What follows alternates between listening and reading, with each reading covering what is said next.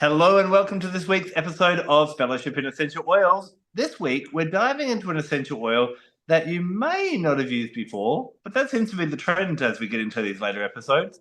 This week, we're looking at linden blossom. How are you today, Liz? Do you know, I've had a lovely week thinking about linden blossom. I'm quite floaty and dreamy today. That very much describes this essential oil. Now, I did want to clarify, first of all, sometimes there can be a bit of confusion between the words linden and lime seem to get mixed up. Do you notice that as well? Oh yeah, it's because in England we call linden trees lime trees. But they don't actually produce the fruit, I'm guessing, in England, no? No. No. So well, okay, so let's start there because lime trees, as I would call them, or linden trees. If you live in the Lindens in the UK, it's usually a street that's very elegant. It's quite affluent area, and it's quite it's a bit like it's a posh postcode street name, really. And when I was a little girl, we moved into like what I would call my childhood home when I was 4. So I was born in a different town, then I moved to Wolverhampton when I was 4. And our street was lined with lime trees, linden trees, and it was very, very elegant. And what we would call, I don't think it even exists now, but we still say it, the leafy suburbs. We lived in the leafy suburbs because of these beautiful, almost like lollipop deciduous trees, and they grow enormous. It's really not very practical to have them in a street. But and then we'd lived there about, I don't know, I suppose I was about 12, so maybe 8 to 10 years. Yeah, about 8 years. And the council sent us a letter and said we're chopping all of those trees down. And Oh. yeah, and I have a really, really strong childhood memory of, and I always think about this when I'm doing like priestess work, of my mom and all of the other moms in the street crying as these trees were felled. They were just desperate. And I can remember my mom, as a witch, obviously saying, this is a terrible thing that you've done. All of the insects, all of the birds, and she was really very angry, and she was really shouting at the council, these poor council workers. But what's interesting is I do not remember them having a smell. And so the linden blossom, when I was a little girl, I feel very sure did not have a smell. But then skip forward many years to, I don't know, maybe 10 years ago, something like that. I was lucky enough to go to Bulgaria to the Rose Festival, and before we went down into the Rose Valley, we went to a beautiful town called Plovdiv. And interesting, Plovdiv is in the news quite a lot if you're interested in archaeology and ancient stuff, because they've just found a beautiful old Thracian tomb. But it's a Roman city. Really beautiful, full of fountains and lovely statues, really gorgeous place. And I have never smelt anything like it. The linden trees were suffocating because it was so hot. And so that had really effused the smell of the blossom into the air. And I don't breathe very easily. Things like lilac, I'm very allergic to lilac. I was quite made nervous by it because I was like, this beautiful smell, very narcotic, very dreamy, made you feel like it was very otherworldly. I thought, I'm going to stop being able to breathe soon. So I was quite glad when the next day the temperature and the humidity came down and suddenly the smell was gone. But what's interesting is since COVID, and in this country we've started to get much, much higher temperatures, you can smell them here. And there's one when we go out of the door. And for ages, I was like, I can smell linden trees. And my husband has a terrible sense of smelling. He's like, whatever, I can't smell them. And I go around going, where is it? Where is it? And last week I was able to actually find one. And it was a good 500 meters from our house off the way. And clearly the scent had been bringing it that far to our house, just off one tree. I haven't discovered another one. So it's a tremendous thing. So yeah, so these linden trees are huge, great big deciduous things that go into like a very, very pretty blossom white bottom with very big stamens, which the insects absolutely love. And one of the things I think probably led to them being cut down when I was a little girl, I often see people say, oh, you never see insects on the windscreens of cars anymore. We used to have them all the time. And I thought, yeah, I wonder why that is. And when I was thinking about it, I thought, I wonder if it was because they cut all the linden trees down, because they get these little beetles on them that cause a sap that leaves this sticky residue all over cars, and then the insects stick to those. So potentially that may have been one of the reasons that they were like, I've had enough of this. I've come to wash my car too much. It's what council workers were like in the 70s in this country. And so, yeah, perhaps that lack of residue, again, where people park their cars, there are definitely less pollinators than there were when I was a little girl, but perhaps that's not why they're not sticking to the windscreens anymore. Yeah. Interesting. So from these ground trees, it is from the blossom that we get this beautiful, delicate essential oil. It does have such a sweet, kind of delicate aroma, doesn't it? Yeah, but and in the bottle, yes, it does, but in real life, no, it's intoxicating. It's thick. The air gets really, really thick. But yeah, in the bottle, when you're using it, I kind of think it's a bit like, I think it smells more like honey than Honey Absolute does. And I wonder if it's because of the richness of nectar, because it is a really thick with nectar. And interesting, I mean, that's another thing that perhaps led to all this, like cutting them down, that ever since antiquity, there's been a doubt or a worry that linden trees kill bees. And it's true, you will often find many dead bees under a linden tree, particularly bumblebees. You do have bumblebees in Australia, don't you? As well as honeybees. You have blue ones sometimes, I've seen. I think so, yes. So bumblebees are little and furry and woolly, and they don't sting. And so, particularly in this country, there's this real outpouring of love for bees. And so there's bees on absolutely everything, and most of them are like woolly bumblebees. So you're going to have all really big ones, little ones, and so Bombus terrestris is quite a small one, and it particularly goes onto the linden tree, and then underneath loads and loads of dead bees. So, as I say, right from antiquity, I think it was Pliny that wrote it, they'd said that Tilia species, which is the linden tree, kill bees. And we still don't know if that's true, but it doesn't seem to be. What they think happens is at times where the temperatures don't go up high enough, or there's been too much rainfall or what have you, for whatever reason, in their season, because they're so rich with nectar, bees flock to it. But if for some reason it doesn't make enough nectar for some, like in 1 year, then everybody's starving because they can't. They're reliant upon Bombus terrestris in particular. This is one of its main areas to feed, and so if there is no food, then they starve, and they starve going, I need to find some of this tree. And these trees are massive, so they can search for ages, and then they just die there. So yeah, so it's interesting that the fact that it does smell so much like honey to me, and when you open a hive, it smells just like that. So I think potentially it's the smell of the nectar that you can smell in the essential oil. Yeah. I was recalling actually after you started speaking that when I had popped it in the diffuser, although in the bottle it's quite subtle, it's once it's unleashed, then it can you need a few less drops than you would with most essential oils, because it can fill the space and dominate the aroma of the area. Yeah, so as you know, I'm not a diffuser girl, but I can see how that's probably extremely true. I think heat is definitely a thing with it. Yeah. Now, obviously with flowers, they're beautiful to diffuse in the home, especially around spring or whatever you need a bit of a lift. But how are you using it on a physical level?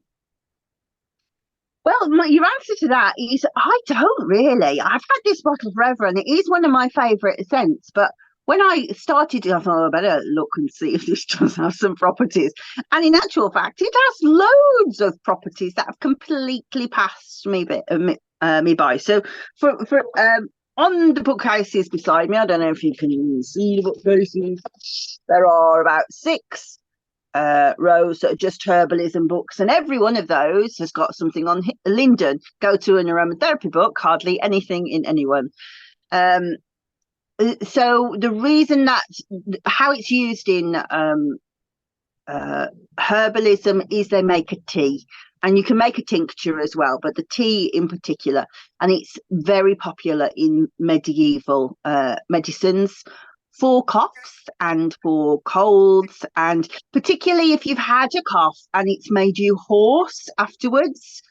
And they say make a tea, drink it daily, or particularly you can drink it cold daily. And what was funny was I'd said it was Barralet said to me, "What are you doing today?" And I said I was doing Linden blossom. And he went, "Oh, that tea?" And I said, "How do you know tea? I've never ever seen it in this country at all." He said, "Oh, a lot. We have it a lot in Menorca."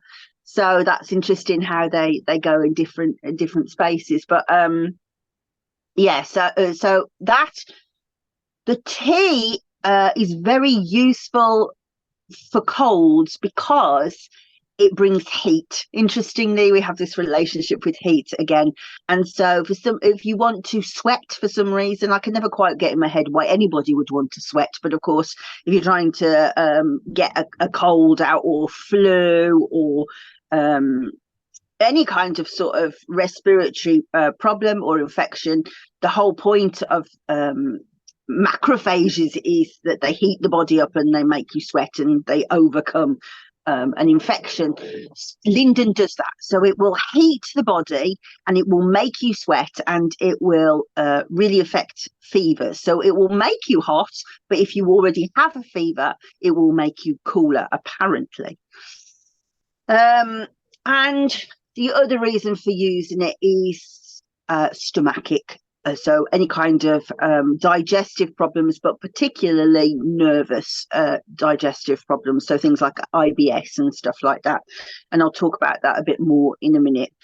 But what's really interesting is suddenly, if you go into the clinical bases and databases, and clearly as authors, the aromatherapy authors haven't really caught up with this yet, but suddenly there's this huge outpouring of research into Linden blossom, because they've proved that it improves the diversity of the microbiome.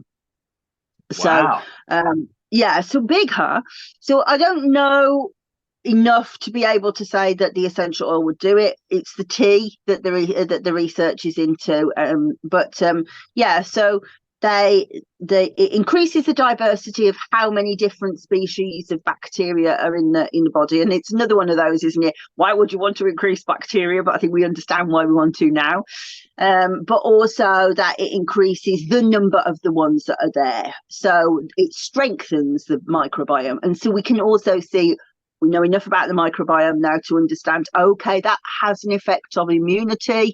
Interestingly, I wonder if that's what's happening with the coughs and colds, that the body is working from that. So very interesting.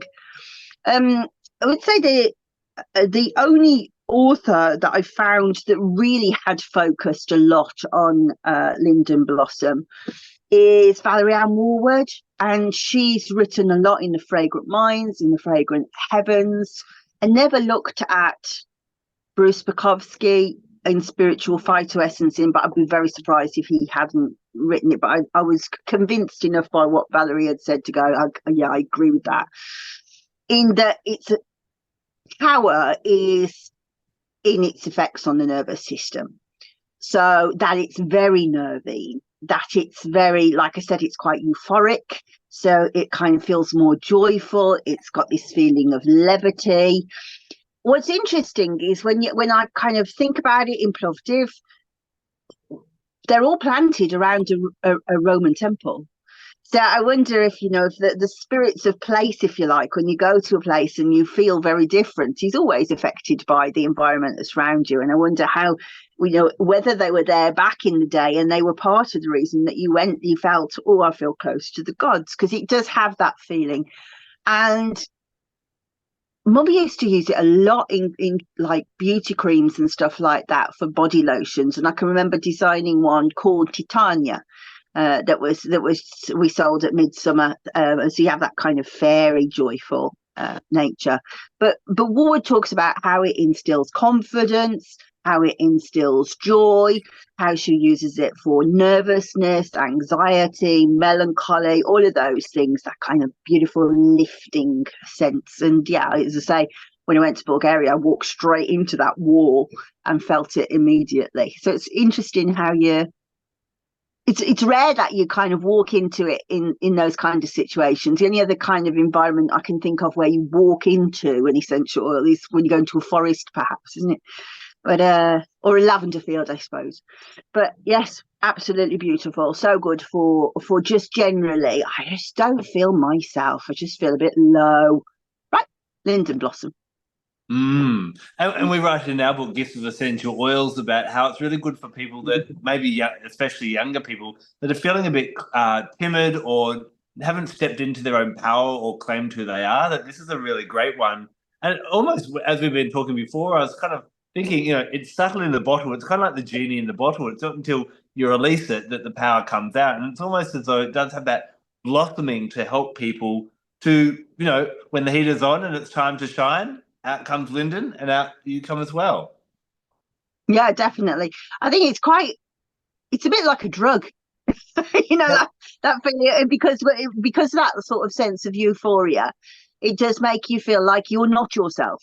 I don't know what overtook me. Somebody else came through like that. It's got that nature about it, definitely. What I also, when you look at the sort of occult botany books, and people like Culpeper, they classify it under the moon. But when they're describing it, it's as if they're, and particularly Warwood, when she's describing it, it's almost as if they're describing the archetype of Cancer. That it's a very nurturing oil, a very mothering oil. You've got that sort of sunny disposition that immediately can twist, and the moon comes in and it's the dark side of the moon. Where did that come from? But also just the way that it's like the flow of emotions, not necessarily that they settle and I'm happy. It's just like, oh, I'm just going to let go with the flow, very sort of as if they're in the crab in the waves, getting jostled about by the waves. So yeah, very, very nice to read. Something that I haven't really thought about for many, many years, really. Yeah, I think this is a beautiful oil to bring back something that we are kind of lacking in this day and age. And that's kindness. I think it really lights up the heart to be really kind-hearted and to not underestimate, just like you shouldn't underestimate the oil in the bottle, that a simple smile, a kind gesture, helping someone out can have massive effect on your life, but more so their life as well. And I think this is a great oil to kind of bring you back to that. I think it's a great oil to help us think about charity and not just being so self-serving, and how we can help other people as well. So really nice from that generosity, kindness, charity, chivalry, all those type of things. It's a really beautiful heart opener. Although I haven't seen any references referring it to this goddess, it really has a kind of a Kuan Yin kind of energy about it. It's a bit zen and gentle. And I think we've said this before, but any oil like Manada that we say is gentle doesn't mean weakness. Gentleness or softness is a different type of power. And I think that's what Linden brings in, this kind of graceful, pleasant, kind, considerate energy. Would you agree? Absolutely agree. And I love the idea of Kuan Yin. Paracelsus in Doctrine of Signatures has a specific section about oils that are rich in nectar, which, as I say, this one is, but potentially has times when it is not, which is interesting. But he talks about, and funnily enough, he uses lemon balm as his sort of anchor for this reference, given the bee connotation both times. But he says that the plants are rich in nectar are heart-opening oils. That they not only open the heart chakra but connect with the heart of the world. And that's just a different way of saying what you said, really. It's lovely. And what you were saying about Cancer and the moon, very much that kind of motherly kind of energy. But also, again, Cancer can be, they're squishy on the inside, but they can be a little bit hard and powerful with those nipper claws. So just like a mother who's cubs are under, oops, sorry, kick the camera. Mother who is, under her cubs are under threat. Linden kind of can bring you that power to step out of being timid and really do what needs to be done. Yeah, I'm a Cancer. I'm a Cancerian, although more Aries rising. But don't forget that Cancerians are cardinal signs. They're the change makers. They're the ones that are really the go getters. So whilst they seem so, I always say to people, when you go for an interview and they have these stupid questions that they ask you, and they're just like, "Oh, what kind of animal would you be?" or whatever. So what's popular here is, well, if we spoke to one of your ex-colleagues, what would they say about you? Well, I know what mine said. They always used to say, "This is lovely till you get to know her." And there's that element of, "Oh, she's lovely, but do not cross her." And it's the same as you say. So yeah, it would be interesting to see that. But and the fact that you say that Cancerians go into their shell and they shut down.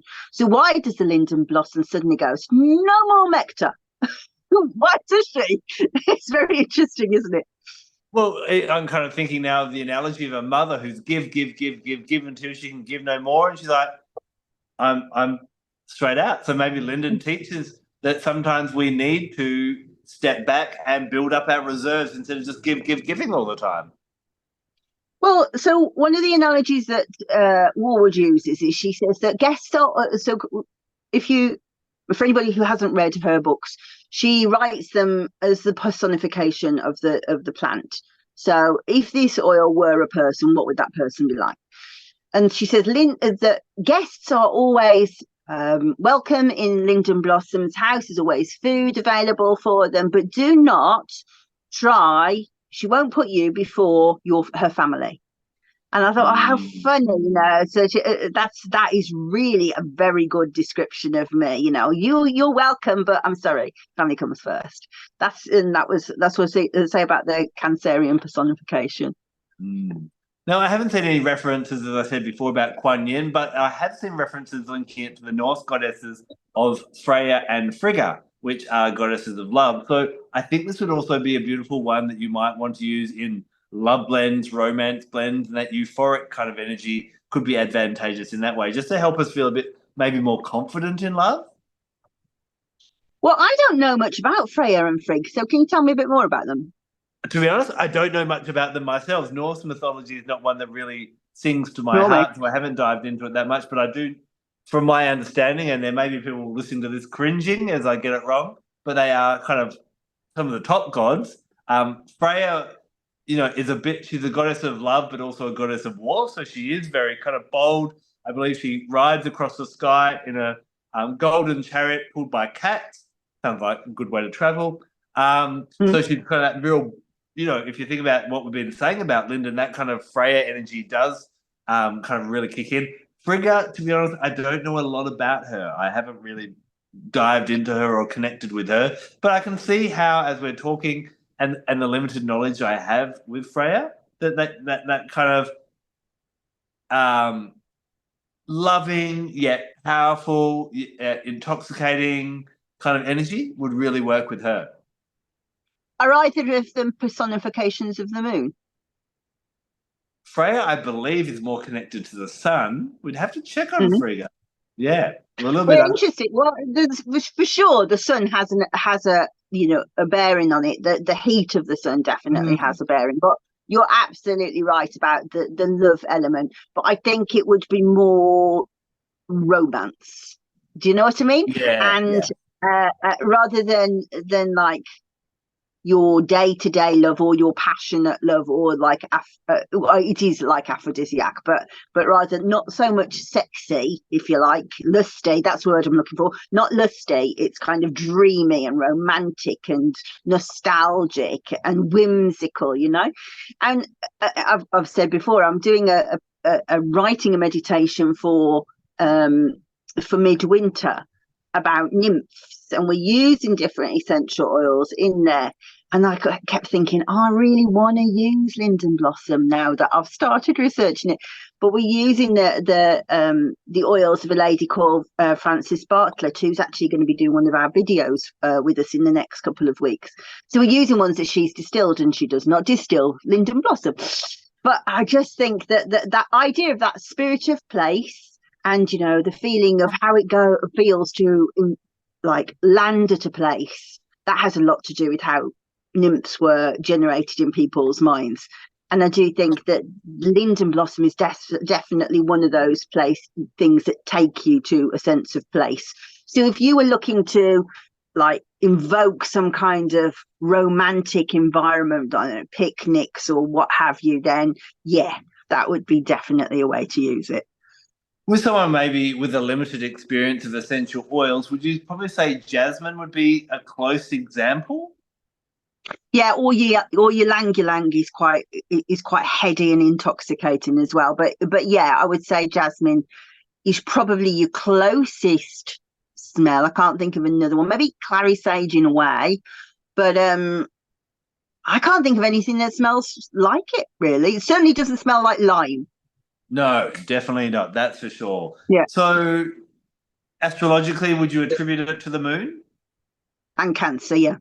And Cancer, yeah. Because of its euphoric kind of energy, could it possibly associate with something like Neptune, do you think? Oh, yeah, and even Venus. But yeah, oh, now, two thoughts crossed my mind then, and were they connected? No, I've been writing about fig, and immediately went, don't forget about deception, but I think that fig is more deception. So let me think. Is it, Neptune is dreams, but it is to see, illusion. Yeah, I think that would fit. In terms of medical astrology, no, it wouldn't really fit medical astrology, but I don't think it matters. It certainly fits Venus for the heart. Yes, yeah. So heart chakra oil? Yeah, or third eye, or crown. You can't say Kuan Yin and not say crown. Yeah, very true indeed, yeah. And the question I've loved been asking you over the last few weeks, is this an oil that everyone needs? No, for sure. I mean, it's always personal choice, isn't it? But I can't see that it has any particular use that there isn't an oil in your normal box that wouldn't have. But if you wanted to do something, if you were like creating something beautiful for a wedding, for example, you wanted to diffuse it for a wedding or something like that, it would be quite cheap to do. Incidentally, it's an absolute, not an essential oil, but you would only, like, as you say, only use like one drop, and it would just fill the space, and it would remain in the space all day. So it depends what you want to use it for, but medicinally, no, I don't think so. If you are somebody who is melancholy and feels anxious and gets sick to the back teeth of the smell of lavender, be an interesting way to go. Yeah, definitely. And I'm guessing you would say the same for an aromatherapist. It's not going to have any special kind of superpower that, no, yeah. No, but I shall be seeking down Linden tea to do my microbiome, and it was too big a piece of work, but I think I am going to really start thinking about, well, can you use this absolute? Which constituents are doing the job? Whether we know that information, and do they pass through distillation, and do they pass through the skin, or do you have to imbibe them by mouth? All of those questions are big questions to be answered in my head, and they take time. But I will be doing that work. Yeah, fascinating. Oh, we might have to do a Linden part 2, things we just realised after the date. Well, you say that, I was thinking, it would be something that I would really enjoy doing if anybody wanted to join us to have an evening where we journey together with Linden Blossom. I think that would be really interesting exploration to do. When in the year did you say it blossomed? Was it a springtime blossom? No. So wait a minute. Summertime. So funny. So astrologically, remind me, because you know how some pieces of information never stick in your head? Sigils, astrological sigils, do not stick in mine. So the symbol that is like that, like an H, what does that mean? Oh, that would be Pisces. Right. So in Paul Sidia says, oh, and what about the arrow with the line across? What's that? Aquarius? Sagittarius. Sagittarius. It says the flower is signed by Sagittarius. Ruling planet is the moon. Linden possesses Beckett, diaphoretic, febrifugal, and nervine properties. Infusions of linden should be made when the moon is in, what did you say? In Pisces. In Pisces, yeah. And I smelt it just a couple of weeks ago, but the temperatures are odd. But I would say July, August in the UK, but I think probably June, maybe in the Mediterranean areas. Yeah, so it's the summer. It almost captures that energy of those warm, relaxed summer holiday kind of nights. Would you agree? Yeah, kind of just drunk on life. Drunk on life, summer holidays, yeah. Yeah, and not worrying too much about the mundanity of things. So it's almost like a bit of it's definitely not a thing for deadlines. Yeah. Well, I mean, like I say, quite often I don't even need to open the bottle to be influenced by an oil. It's simply moving my resonance into it. So I haven't checked what the safety is. I haven't done half of the research I would normally have done. It's just the plants going, yeah, okay, it's just what it is, you know. Maybe that is, and it's quite interesting because I was talking to you just before we started recording about how, you know, I'm about to go traveling for a month. There's so much to do. I've become the worst type of human being that I despise in this earth. 3 hours before a birthday party, I've actually cancelled. So after we finish recording today, I'm having a quiet one. But it feels like almost it's quite funny that we're talking about Linden now, because Linden is like, sometimes we just need to forget it all and just bliss out and let go of our responsibilities and stuff, checking the safety, and just have fun, just relax, just chill. Exactly. Just sometimes you just need a reminder that life actually is for living. It's not about a deadline. And there are some people in life, like me, for example, that has to be reinforced. And you're like it as well. Has to be reinforced over and over and over again to kind of go and just stop. And people don't actually have any influence whatsoever on saying that to me, but plants do have a way of just going, oh, look at that, we've done it, we can go away now. I must say, being involved in this podcast is getting really, really dangerous, because every week we talk about an essential oil, and as we get into these rarer ones that I rarely use, I'm like, now I really need that. I almost need to. So I'll give away a couple of secrets. So one of the ladies we should say that Adam is going away for a couple of weeks, 4 weeks. And so we did think about having a break, but I've decided, no, I will invite some of my friends and we'll just carry on and just see if we even miss him. So, and we're going to have a lady called Candice Covington amongst other people. And Candice messaged me this morning. I think I'll talk about elderflower absolute because it really reminds me of you. And I'm like, wait, what? What is it about elderflower absolute? I'm going home to go and order some right now. It's doing the essential oils industry a power of good here. Very much so. So yes, I will be away for about 6 weeks. I'll be back in October, but Liz is going to carry on with lots of different guests. And I'm worried about this because obviously when we go traveling, it's expensive anyway. Then I'm going to be listening to your episodes each week about some really interesting oils that you've got lined up. And I'm going to be online shopping each week. And so when I get home, there's going to be little parcels here of elderflower absolute and other ones that I haven't heard of before. So that's already on the list, is it? It is. I'm fascinated already by the name of it, sort of thing. So, yes. No, there we go. So linden flower, that is our thoughts about it. It is. So thank you very much for joining us for this episode. As I said, I'll be gone for a few weeks, but don't worry, we'll keep popping up at the same time each week. And Liz and friends are going to be sharing some amazing insights about some other essential oils that are gifted from Mother Earth. I'll see you in a few weeks. Liz will see you next week. Until then, take care. Bye-bye.